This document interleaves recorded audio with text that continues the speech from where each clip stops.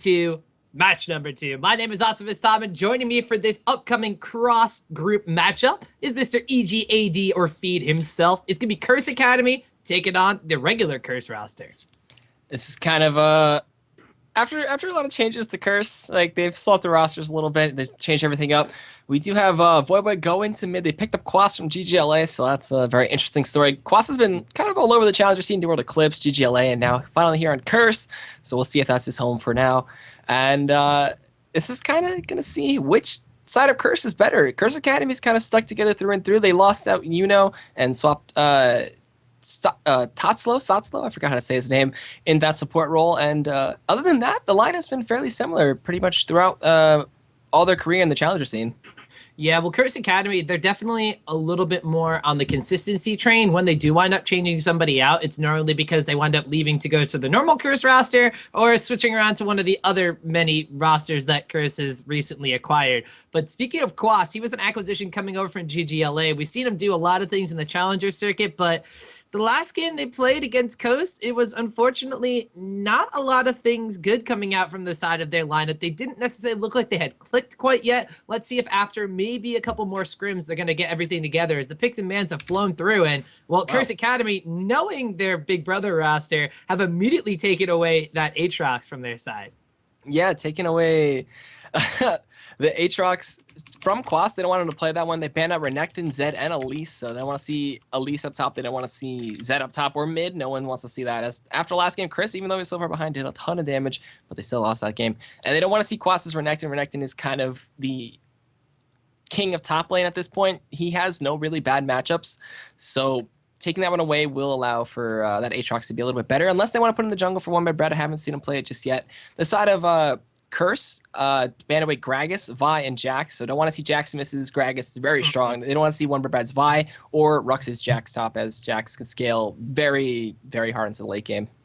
Yeah, definitely. So far, it's kind of been about those late game scaling top laners, or at least more recently. It came with the Trinity Force buff, as we've seen Jax be very, very powerful. But not only Trinity Force, when it synergizes on somebody, you can utilize Blade of the Rune King extremely well. We've seen what it can do. We saw it at the World Finals when SK Telecom T1 was doing it. And we've seen it pretty much in a lot of different games out there throughout, the Challenger circuit and even across the world, how powerful of a pickup he's been. So definitely going to knock that one out of the way. But some picks going down very, very quickly. A lot of power picks coming out from Curse Academy. Aatrox and now Corki being picked up, whereas they picked up Nami, who isn't normally a support you would think goes with Corki. She can put down that Tidecaller's Blessing to help him get some auto attacks off to slow during a chase, but normally you would think of maybe putting someone else to synergize with him with the poke potential he has. We'll have to see how they wind up going with this.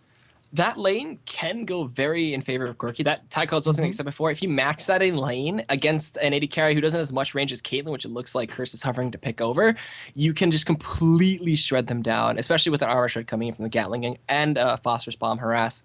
But what it looks like the side of Curse is doing to counteract that lane is going with a very heavy poke lane. They have the Strangle Roots, they have the Plant Harass, they have Piltover Peacemakers and Caitlyn range to just poke you down and be so annoying in that lane. So we'll see if a lane swap's initiated from either side, as it might come to fruition here. They do have Shen being picked up for the side of Curse, so a very good global presence for that late game, and Quas playing Shen is always very interesting to see. And we're going to see Dominate's jungle Jarvan, so a lot of early aggression could be coming out from him.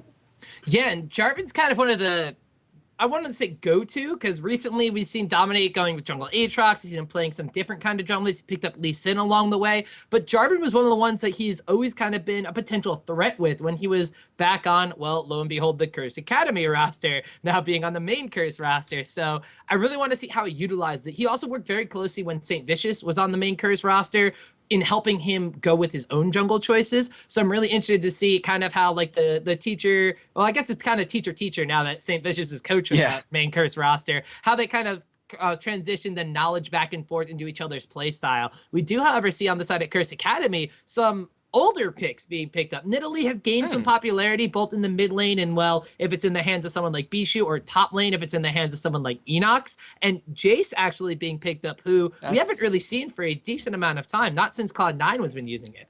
And in WCG last night, actually, there was a Jace up top, which was very interesting. Maybe try to mimic that style, but Rux's Jace is something that's really good as well when he takes the top lane.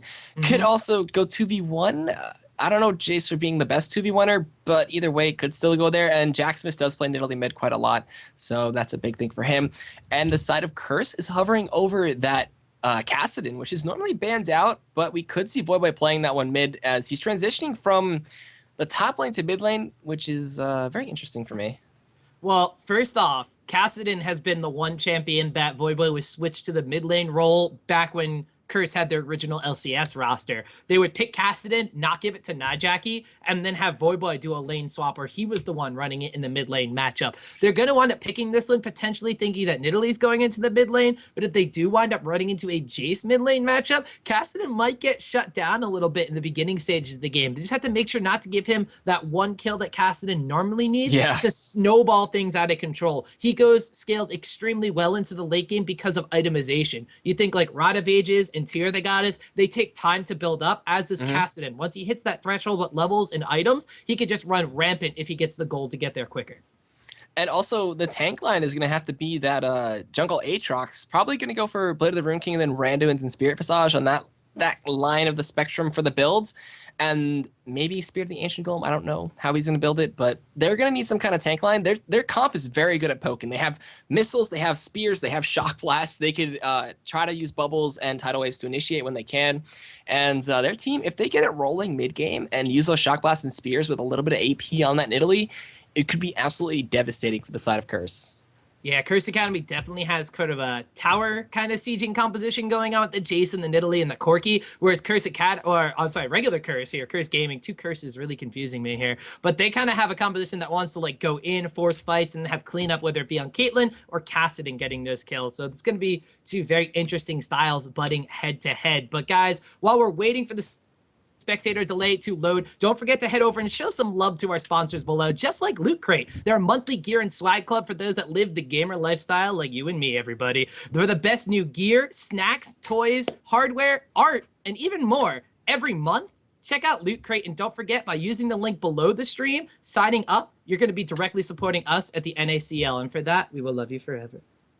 Yeah, hearts. Hearts. But till then, we're in the spectator delay, so enjoy the music, sit tight, and we will be right back when the game is loaded up.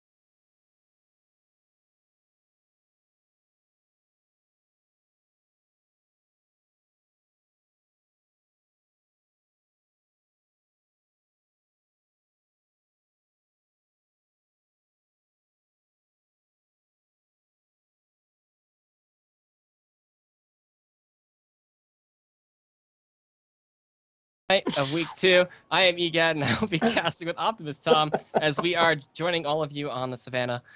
Ah, that was fun. If only there was a Rengar in this game, it would have been a perfect segue. That would have been great, actually. The Nidalee kind of can fix that, but she's not level 6. That's very true. Maybe if she were in Cougar Farm. However, we are on Summoner's Rift here. It's what the heck 2 curses. Curse Academy on the blue side, and we have the regular Curse Gaming roster over on the red side. Some very pokey champions for Academy and some very hard initiation champions and cleanup duty from the main Curse rosters. We'll see what winds up unfolding at level 1 as red side looks to be a little aggressive here. And a nice trap from Jackson will spot out Dominate and Avoid Boy right there. As Tatsula gonna lead the charge there. Maybe look to get a bubble out. He does seem to be moving pretty fast here. Gonna swim his way through that river and walk up into the brush and get an auto attack, get 3 goals, and make it worth as they rotate towards blue and look to drop a bubble. It does not connect. Zeke does strafe away from that. Wards come out, Root come out. Not gonna connect. 5 grouped up members of Curse Academy gonna drop that ward and maybe look to steal or possibly just back on out and keep their Aatrox in a nice safe position for red. Well, a lot of crowd control and not a lot of stuff happening right there as they just wind up trying to get vision upon each other's jungle to see where the enemy's junglers are going to be. Of course, Jarvan's going to be a very slippery jungler. He can go over places where he should normally not be able to get to. Same thing with Aatrox hopping over walls with that dark light. Both of them have some very interesting potential gank paths, so the more vision they have, the better from both sides of the map here as they continuously put down these wards. And that's very interesting because we have on the side of Curse Gaming, Zegan has picked up a pink ward as well as a bunch of greens. So Curse Gaming side may not have as many ward potential as the multiple green wards that Tatsula has picked up early on. Yeah, usually in these high-level challenger games, we'll see supports go for straight up 5 green wards, and him foregoing that to go for I think it's 2 pink wards actually from his inventory. Oh, look at that is. Yeah, so he went 2 pinks, 2 greens, the 1 free ward from the utility tree. So gonna not have as much coverage, but will be able to take complete control of that lane if he does want to use those pinks and brushes. Yeah, that's one of the things that pink ward access does give you is being able to deward brushes or just keep the enemy completely in the dark through the tri-brush or the river area. And that gives your jungler a little extra threat of presence, whereas all the wards coming down from Tatsula in the early stages of the game are just meant to kind of keep track on where Dominate's going to be to try to scout him out ahead of time. So they might be dark in the lane, and that also gives a little bit of pressure with the Zyra being able to lock people down. But they're going to be able to know where Dominate is because of how many wards they're able to get along the map through that little level 1 kind of Tour Day Summoner's Rift.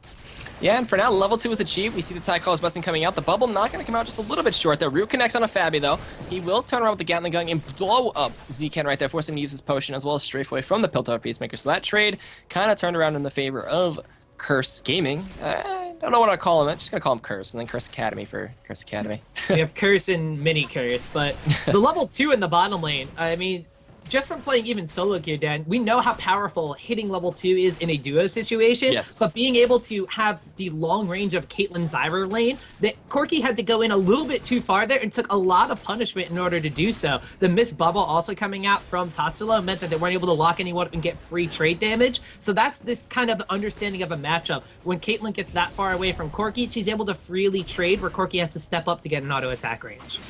All right, so dropping the knowledge bombs right there on the trading situations, as well as the nice early level 2, and the ooh coming out as I don't know what just happened there. I think it might have been the mid lane gank attempts from Jarvan, but either way, he's looping back around. Possibly gonna look to gank mid, but there are some nice traps placed in that middle brush, while Rux and Quas up top are kind of gonna be the island for a little while. Yeah, well, looks like we do have Jarvan just making his way through the mid lane. Nothing really, just kind of a drive-by, hey, what's up coming out from him. But other than that, nothing too much coming out from the junglers early on. Aatrox, he can benefit from getting a farm a little bit better than Jarvan's going to be able to do. Jarvan, in the early game, really wants to try to get a gank. If you don't get an assist or a kill on something, free level 6, you're not necessarily going to have the best time in the world. And Aatrox, you see here, his duelist power is just punishing Dominate in his own jungle. Yeah, that's a level 4 Jarvan too, running away from that Aatrox. The Blow passive was available. Bubble connects in bot lane, but Fabi was rooted in dealing with a plant there. As you see already, the power of that Zyra support coming in. Just roots, plants, and the Q harass coming in. That range is very far on that. And as an AD carry, it is really annoying to deal with. Yeah, and as a technical term, because I'm pretty sure the majority of Twitch or Zubu chat out there has played Pokemon X and Y, grass beats water. Oh yeah, that's right. That's a technical standpoint. Yeah, but this is League of Legends. Can't apply Pokemon rulings here. That'd be cool if you could, though. Either way, we do have Sasla force use that heal there on himself and sustain as much as possible, which is one thing that the Poke lane does not have Well, in mid, we do have an Aatrox waiting in the wings to try to do something against Voyboy, as Riftwalk is not available to him, and he's still level 5. Yeah, and so, well, we're gonna see here. Ooh, that was actually a lot of damage there. Oh, very, very close, but not quite. Yeah, either way, they are still outpoking them quite hard. We're gonna see some counter jungling coming in from Dominate. Bubble gonna miss there in the bot lane. Cop will juke away from that one. And might see Aatrox roam towards bot, but there is still the factor that Fabi and Tatslo are very low. Yeah, and Aatrox, he hasn't gone backwards. When he forced Dominate over the wall, Dominate decided to go back, pick himself a Spirit Stone, and picked up some extra wards to continue to gain that vision control of the jungle areas to make sure that Aatrox wasn't going to be able to gank some of these very far extended lanes, such as Cop and Zekant here in the bottom lane. Yep, and still in this bottom lane, Cop and Zekant are winning out on this lane very hard, but we do have him coming in right now. Aatrox is going to come from the wings, but a beautiful two-man route coming through. Here is the slow, and is he going to apply the Dark Flight? The ward just died. He's going to force the flash out of Cop. Zekant did not even have to flash away from that. Bubble comes out, not going to connect, and a nice gank from OneByBad does force out at least flash from Cop.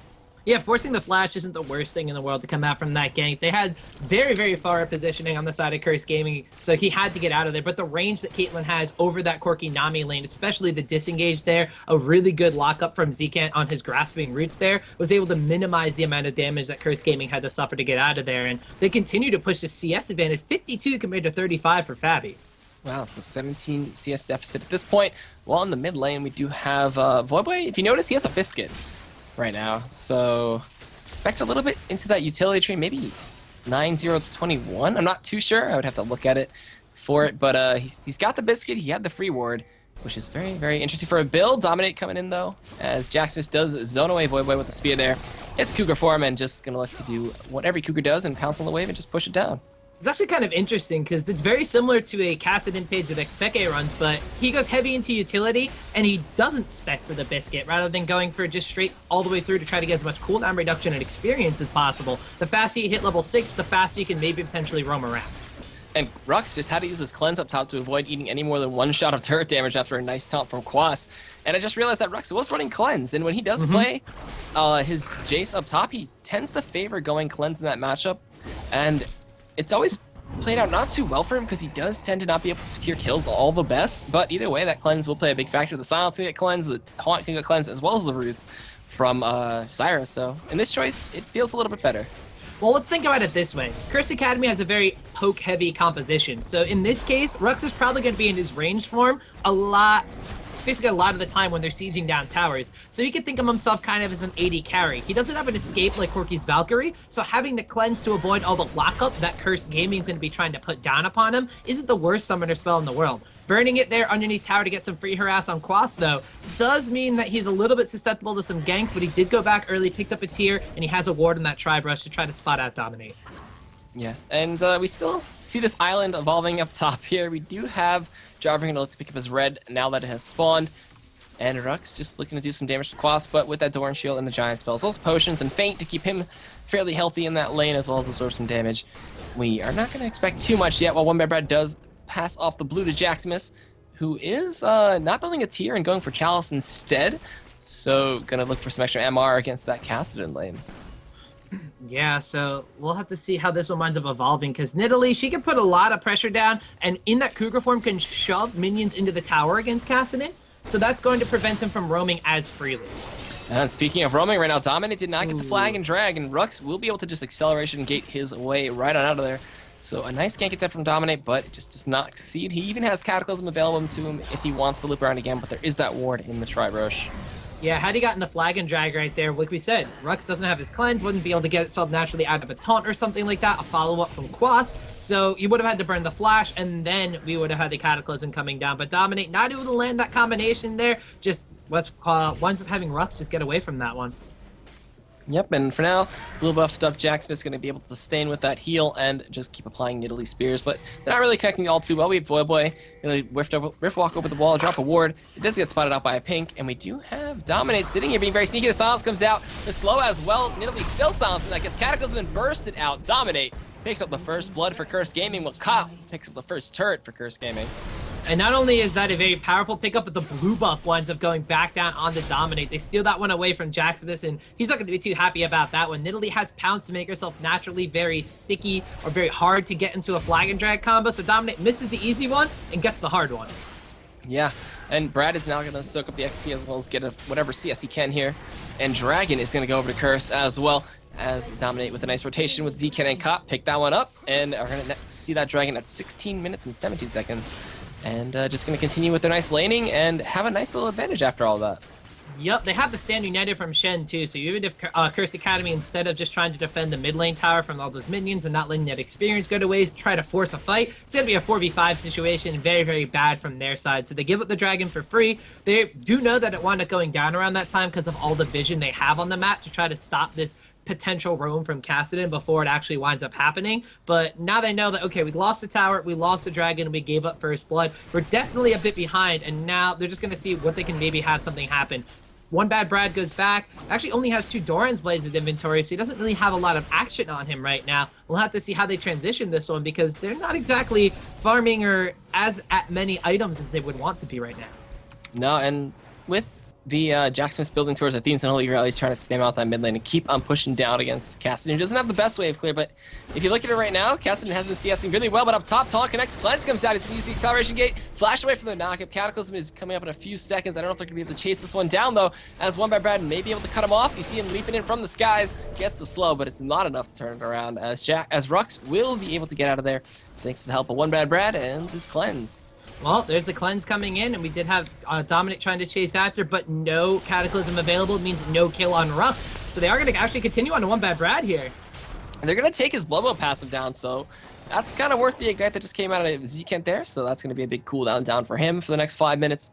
While up top, we do have that Zyra Jarvan pushing up that tier 1 turret. While bot lane, we do have Fabi and Satsalo trying to 2v1 Cop and force him out of the lane. Well, Curse Gaming here, they're starting to take even more advantages because Cop, yeah, he's down on the bottom, but he has a decent advantage with that tower and a BF sword compared to a Phage. He can kind of keep himself alive for now. But on the top side, they used Ignite and they get 2 summoners and the passive from Aatrox out. So very good job of just being able to get advantages across the map. Now we have Quas rotating around, and this top tower very low for Curse Academy might go down when Caitlyn comes up. There's a teleport coming in from the side there. One by Brad is not long for this world as Voyboy picks up the kill on Kassadin. Rux is going to get silenced out. Auto attacks coming through. Voyboy tanking turret. Taunt. Flash comes out. And Voyboy will be able to get away with his life, but Rux and One by Brad not going to have the best time there and will be taking out a 4v2 dive that come out ahead for Curse Gaming, as well as another turret of the game.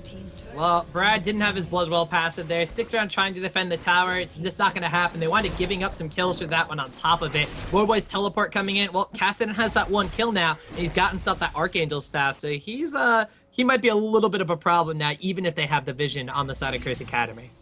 Yeah, and they do lose a tier 1 turret. Fabi picks that one up, and blue buff will go over to Jackson, so they steal it away from Voyboy. I thought he was going to go to lane right there. I was like, Voyboy's right there. Please don't pounce over there. But we'll take the safe way to the river and head back to lane. Pink's coming out as a 5-man mid is in order for Curse Gaming, and Voyboy goes in with no fear on Jackson, just blowing everything he can on him. Gets the silence and the slow.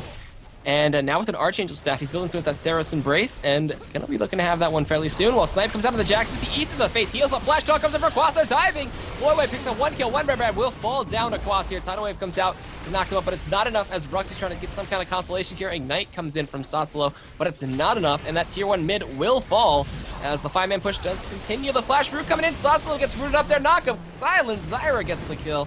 And that is going to be the last outer turret down for Curse Gaming, as Curse Academy now is on their back foot defending everything they can. Well, we said Curse Academy has a very pokey kind of composition, and normally around the 18 to 20 minute mark is when you see poke comp sieging down on towers. Curse Gaming, though, the main Curse roster, they have a composition with Caitlyn, which is known for taking fast towers and rotating to other lanes. They know that the enemy composition is very, well, squishy, as we see Rux here going down as well. So they're not able to defend towers as well as they are to siege and disengage. So if they jump on them before they hit their power spike, Curse Academy just has no response right now. Yeah, it's very, very rough to deal with this one, especially when Kassadin is currently 2-0-5 with assist gold. That assist gold adding up quite heavily, as well as the 2 kills, and stacking that Archangel staff, which is currently at, let's see here, 404 of 750, so going to have that one in a couple minutes as he keeps spamming the abilities out. The side of Curse Academy, though, they can't let themselves keep getting repeatedly dived. That Shen, the Sunfire capability towards the Spirit Visage now, is going to be huge and so hard to deal with. The Oracles from Zekent, though, coming up. Plants slowing, getting a lot of damage, and the support battle coming through as it ends right there, as Zekent does have control of the brushes. Yeah, now it's up to Curse Academy to not only try to get themselves some itemization, but keep themselves out of the dark. We saw in the last game how important vision control was for infinite odds and how it just wrecked Velocity, just running into picks and everything. Having a very mobile Kassadin and even Jarvan who can just kind of catch somebody out of position with a quick flag and drag is going to be extremely detrimental, as now these tier 2 towers are the next target for Curse Gaming's eyes. Yep, as they do rotate around, Zekent with the Oracles controlling the jungle still. That red side is completely warded up, and Satsilo has not had the best of time warding. He is getting outwarded pretty hard here. Brux is going to go in and possibly look to hold the tier 2. They ping on, they're going to drop another ward. The Draven ward coming out, looks fabulous. I love the new ward skins. The ward skins are definitely really awesome. I'm partial to the Lux ones because they put down a sound that sounds like Lux is using an ability and people run away. But speaking of run away, Fabi's gonna have to try to do that one with the Valkyrie. The Cataclysm comes out, he flashes away, dodges the root, the slow plant connects though. He's gonna get hit by the up root, and Ignite comes through. Is that gonna be enough? The Stranglethorn comes out, and Fabi gonna die with the Ignite, while a bubble gets onto 2 members. The double bubble comes through, Tidal Wave comes out, only hitting Quas there. One Brad with the Massacre activated, red buff applied, and trying to catch up to Quas here, does get the slow out. He gets the Tycaller's Blessing, gets the knockup, and Quas taking all the effort of Curse Academy to take him out, as that is going to be Curse Academy's first kill, while Voidboy is just split pushing up top as a content little Kassadin. Yeah, Kassadin and split push, Expectate would be proud about that one, but Curse Gaming maybe going a little bit too deep to get that kill with not enough damage, but Caitlyn on the backside trying to snipe out and make sure Curse Academy can't go for this dragon. They have a Nidalee and they have a Nami though, so they're going to try to go for it, but Curse Gaming, they're looking to contest. Yeah, the poke coming out, they force the flash from Tatsilo though, and now everybody getting dangerously low. Cop with the red buff could just lay and hits the Piltover Peacemaker. Tatsilo taking a lot of damage from that dot from the dragon, as he will be able to run. Cop looking to flash over the wall though, a little late. Teleport coming in from Voidboy, eats a chunk of damage from Fabi and gets blown up on the shock blast. The turnaround coming in before Shen could even ulti, as Cop is gonna get the Shen ultimate instead, and teleport gone wrong. Yeah, Voidboy didn't get himself out of lane, so he face tanks half health burst coming out from Trinity Force Corki, and then eats a shock blast from Jace to just melt the rest of his health. So Curse Gaming, like we said, a little too deep on the tower dive, maybe sticking around a little bit too long, and take a lot of pain for it in response. Slow connects, the knockup does not connect though from one Brad Fred. And we will see Curse Academy hold here, as they now have 2 kills on the board. They don't have any. They have the bot tier 1 and the mid tier 1, and maybe could look to push the tier 1 up top. But the group coming in from Curse Gaming is kind of doing pretty well for them.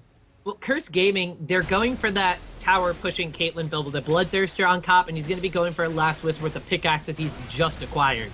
However, there's no kills on him. He only has assists and global gold in his favor. The kills have been onto Dominate and actually even onto Zyra here, so they don't necessarily have the kills on Cop where they want them to be, where they were trying to get them to be when they dove that tower initially against Corki. On the flip side, Curse Academy, they don't necessarily have a lot of kills to begin with, but at least they've gone both of them onto Rux. So as we approach that 18 to 20 minute mark, are they going to be able to respond by taking down that last outer tower in the top, or poking back onto Curse Gaming? That's what we're going to have to find out. And speaking of poking on, it's just going to be a full initiation with Zekent picking up the kill on Satsilo thanks to the snipe, as well as the Rift Walk damage coming in from Voidboy with that silence and just completely blowing up that poor support. That feel when your support just gets one-shot by everybody.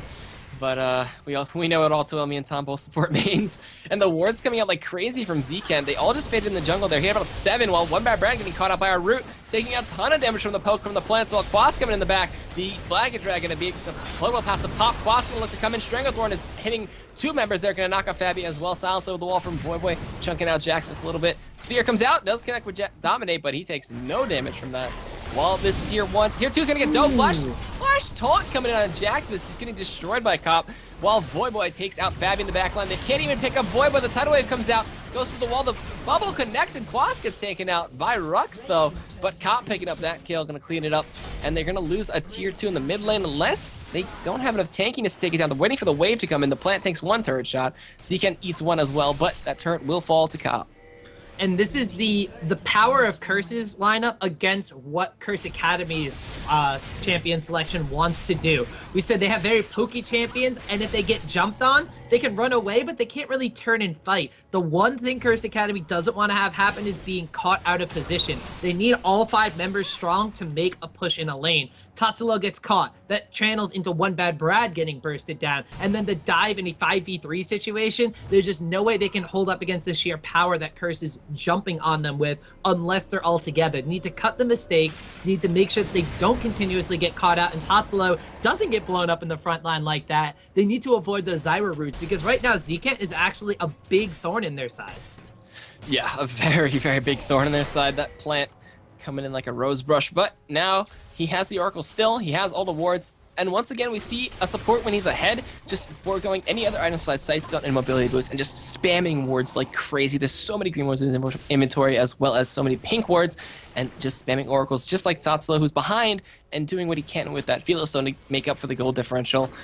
Either way, though, both playing it phenomenally and just keeping everything covered. Yeah, and we'll have to see here. Now that Curse Academy has their roster of 5 in the mid lane, we'll have to see if they can make something happen with it while Shen is away. Rux actually did eat the side to the face. The bubble doesn't connect with anybody. Voyboy gonna look to Riftwalk in with Quas coming in from the back. Cop picks up the kill on to Aatrox there, and the triple taunt coming in from Quas out of the side as the Stranglethorn with the double buffed up Cop gonna help pick off that Nami. A triple kill for Cop. That is gonna be an ace at 21 minutes for the side of Curse Gaming, as now they're gonna look to push down this inhibitor turret. Well, Curse definitely looking like they've shook off some of the jitters with Colossus being in addition to the roster, and they're just decimating what Curse Academies wants to do. We said the poke composition that they have excels around like the 18 to 20 minute mark, and at 21 minutes, Quas tanks the tower for the team there. But at the 21 minute mark, they get completely aced in a 5-for-1 situation. So things definitely not looking right for the side of Curse Academy, and they can't siege towers, and they have to defend against now super minions pushing down the mid lane. Yep, and now Baron could be the next point for Zcant to go ward and take control of on his side of the jungle there. And we have all of Curse Academy spawning up and running up right now. Maybe they're gonna look to rush Baron. Their team is not in any point to do that though. We do have Zcant dropping those fabulous Draven wards. I can't get over how his beard and his mustache just flows in the wind with his hair. It's definitely a quirky thing to do. Definitely. But now Jaxmus and Satsulo gonna run over to that Baron side. They drop up 1 ward.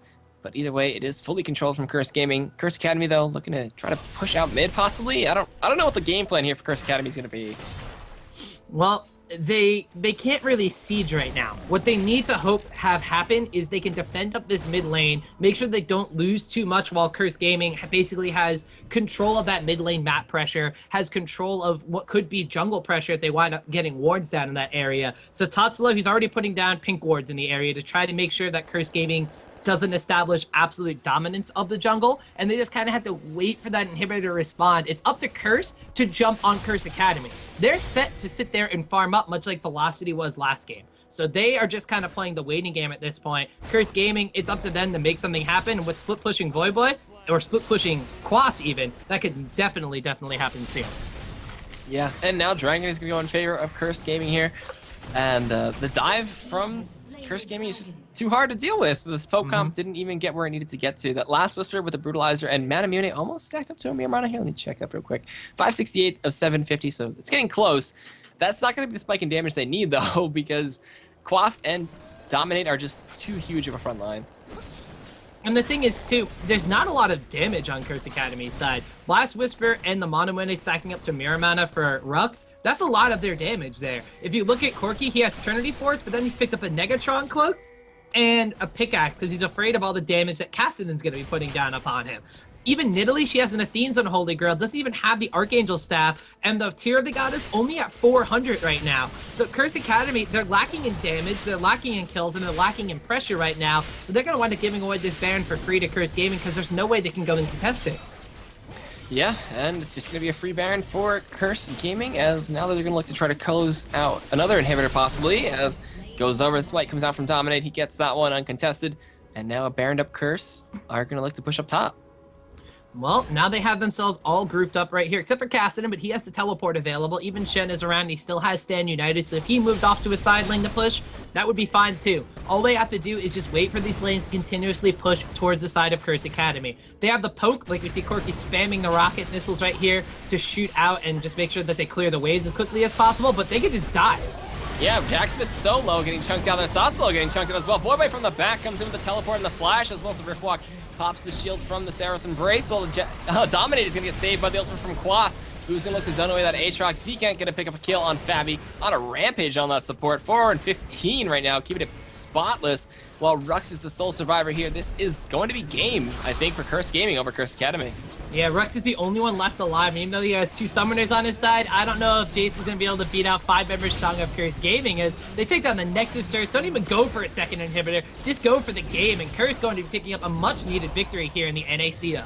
Yeah, over their brother team, or sister team, whichever you want to call it. Either way, Cousin GG's both. Cousin team, yeah. Maybe second cousin twice removed or something like that. But either way, Curse Gaming, take the win.